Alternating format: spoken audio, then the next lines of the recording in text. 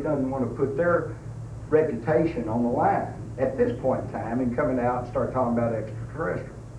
Now, I'm just goofy enough to do it because I own my own home, own my own property. I don't know anybody anything particularly, and I'm just goofy enough to try to tell the truth. I sometimes think of myself as the little boy who said, but the emperor hadn't got any clothes on. I'm just dumb enough and naive enough to try to tell people the truth as I see it. All right? But you can understand, too, that if your whole career rested on your reputation, and your reputation was the gateway to government grants, you know, that you're going to have to be real careful in what you say. Point is that, believe me, people in the scientific community are much more open and are much more serious in thinking about extraterrestrial contact than a lot of the hoorah people out here, these debunkers in the public who say, well, you know, ha, ha, ha, you know, it's amazing. All right, well, I've been yabbing on long enough. Let's get to the bottom line. What is the alien agenda? Where are they coming from?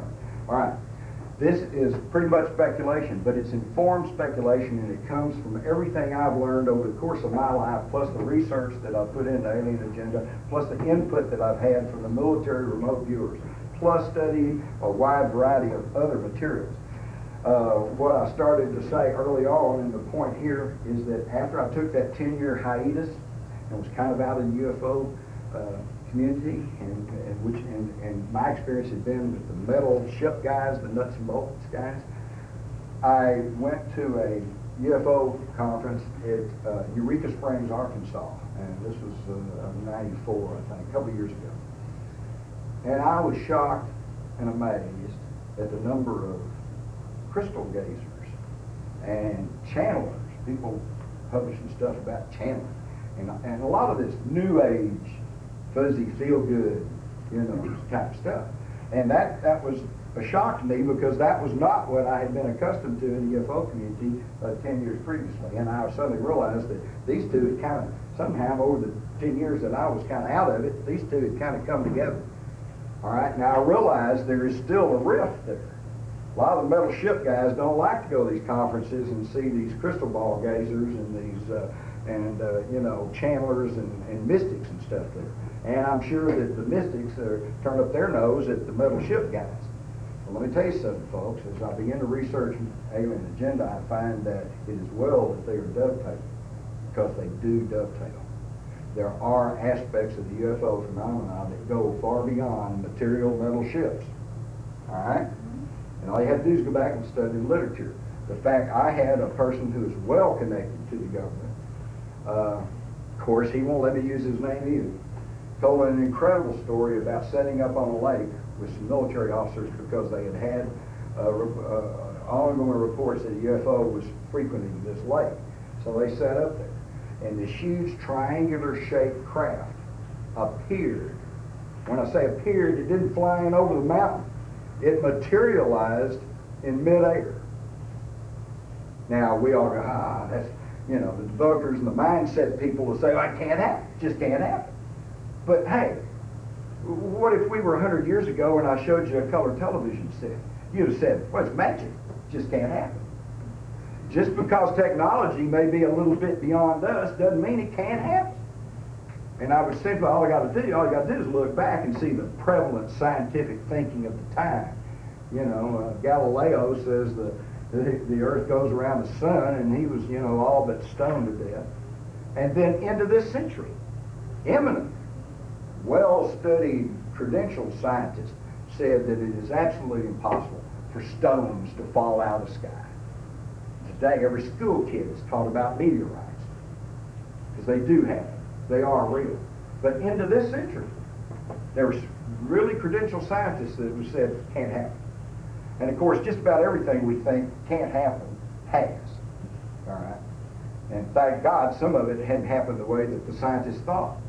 I'm sure most of you are not aware that when they first set off the first atomic bomb, a full 50% of the scientific community in this nation truly believed that it would set off a chain reaction that could not be stopped, would engulf the atmosphere of the world and incinerate the Earth.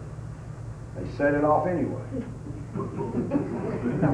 Thank God they were wrong.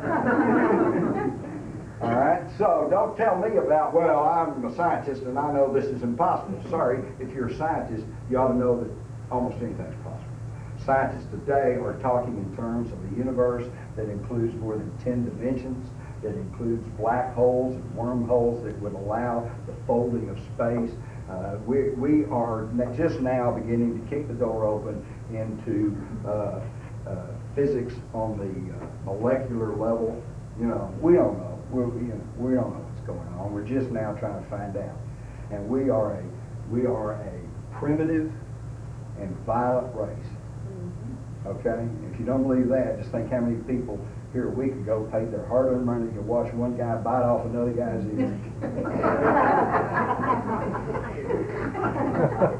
But I said that on a talk show, and the host said, "Oh yeah, but that was an abnormality. That was an anomaly. That wasn't supposed to happen." I said, "Yeah, well, what was supposed to happen? They were supposed to pound each other with their fists for 15 rounds, right?"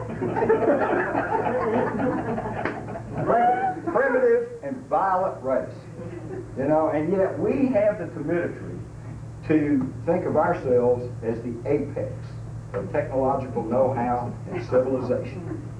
And when somebody says, well, there may be somebody more advanced than us, then they're ridiculed. Come on. All right. Speculation. There is a universe teeming with intelligent life. Most of it intelligent enough that they don't want to come down here and mess with us. All right? After all, we're on this little mud ball that's circling a third-rate sun out on the fringe of the galaxy. We're in the boondocks, folks. We're in the boondocks. All right? Why would they want to come back out here? All right? However, having said that, there does seem to be some compelling information from a variety of sources: contactees, abductees, channelers, the remote viewers. This, you know, you have to just take information where you can get it. But the consistency of these reports are pretty compelling. I've heard the argument made that, well, all this abduction stuff, that's just people making, they have a fertile imagination. They've seen the science fiction movies and the TV shows, and they're just making stuff up out of their mind. Well, if that's the case, how come these people aren't seeing gorillas crawling up the Empire State Building? Well, how come they're not seeing Godzilla stomping through downtown Des Moines? They don't see this. They all tell these incredible, consistent stories, mostly involving the small, diminutive beings that have commonly come to be called the Greys. All right. So you got a universe full of life. Most of it doesn't even bother with us. But there does appear to be some 24 or more species who are, for one reason or another, interacting with the Earth. Now you say, okay, well, what's their agenda? What's their purpose? Well, as I point out, that question would be like asking the primitive Fiji Islander, pointing out the 747 flying over the Pacific, and you say, what do they want? What do they want? You got a plane load of people. They want different things. Some people are on business. Some people are on vacation. Some people are maybe coming there to study these people, you know, as scientists. Other people may just be coming, you know, and I lived in Lubbock for a couple of years, and I love the people out of Lubbock, but Lubbock is just about the armpit of the world. I mean, it's just nothing out there much, you know, but a lot of dust. But they had a prairie dog village, and a very extensive one. And on certain afternoons, if it wasn't too hot or too cold, and you had absolutely nothing to do, you went to look at the prairie dog village. I think some of these people are coming to look at the prairie dog village. You know, we got to be an interesting species. I mean, you know, are we fun or what with our little primitive things that come out and land on Mars, you know, and at the same time we're killing each other over here, you know, in this country. You know, and even in Britain, considered, you know, long considered by most of us one of the most intelligent, well-educated. You know, they're throwing firebombs over there. Come on, man, we're funny, we're weird. All right, so yeah, so they come here for that. Now, so The question is, and I've heard it many, many times, then why don't they just sit down and say, hey, here we are, let's be friends? And you know what? I think the best answer comes from the aliens themselves. Because I quote in Alien Agenda one of the abductees who asked her captors that very question. Why don't y'all just sit down and say, let's be friends? And here's what she was told. She was told, you're not ready yet. If we did that, half of you would fall down on your knees and worship us as gods. And the other half would try to kill us. And it's true. Of course it's true. Remember the old line where the little UFO comes down, a little green guy gets out. What does he say? Take me to your leader. Take me to your leader. Take me to your leader. We don't have a leader. We don't have a leader. Who speaks for Earth? Nobody. Not even Ross Perot. And certainly not Bill Clinton. A lot of people question whether he even speaks for the United States. And certainly not Boris Yeltsin, you know. And as skeptical and as standoffish as I am to this whole idea of one world, you know, the new world order, because that scares the death out of me, because that sounds like somebody saying we got to get organized, you know, which is what they really mean is I want to be in charge, you know. And but yet, let's face it, there probably won't be any overt contact with any kind of extraterrestrial intelligence until we can present a united front, until we can put up somebody who would speak for humanity and the world. And we're not there yet. And I don't even have any idea how close we are. We may be 50 years, we may be 5,000 years. I have no idea. But until then, I think what we have going on, and this again is a consistency in all of these accounts, is that there is something akin to the Star Trek idea of the prime directive. What's the prime directive? The prime directive says, thou shalt not interfere with the natural progress of the species. Now, let me tell you something. I think that is like a universal law, except it is not a law as we understand a law. We understand a law that don't park here. If you do, they'll come tow your car away and give you a ticket. I don't think that there is an intergalactic police force. This is not so much a law as it is an agreement, an understanding, a covenant, okay? And that's because when races are advanced enough technologically to spread into space and to make contact with other species, then they are advanced enough sociologically and everything else that they all understand that you cannot thwart God's will and interfere with the natural evolution of another species. They just understand that, and they know that it is right and proper, and they know it's necessary for each species to progress on its own. So it's an agreement. They agree not to do this. Well, if they agree not to do this, and they're all in agreement, then why do we have these abductions? And what about all these crop circles? What's going on here? Now we're getting to the alien agenda. I think that they are pushing the envelope. They are pushing the prime directive just as far as it will stretch. And why is that? Because starting in 1945, we developed the technology to destroy ourselves and our planet. And as anybody who's familiar with celestial mechanics will tell you, if the planet Earth should explode and disappear, there's going to be repercussions that go far beyond this solar system. So now they have a very personal interest in what we're doing. They also understand the sanctity of life.